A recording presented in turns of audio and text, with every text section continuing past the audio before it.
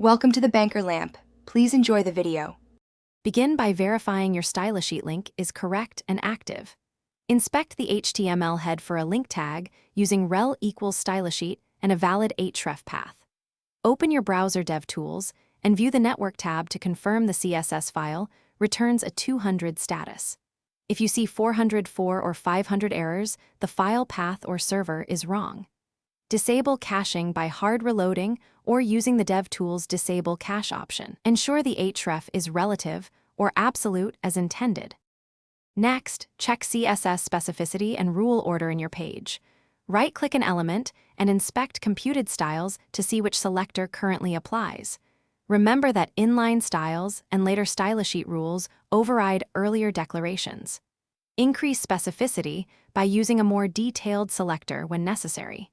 Use: important only as a last resort to force a rule to apply. Ensure your custom stylisheet loads after framework CSS to prevent unintended overrides and keep selectors clear and maintainable. Finally, resolve common technical blockers that stop CSS from applying.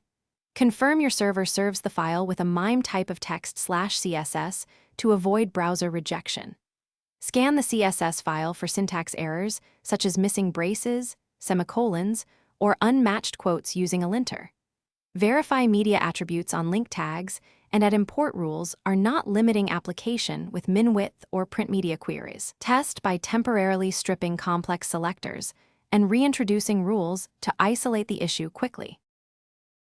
Thanks for watching. If this was helpful, leave a like and consider subscribing. See you next time.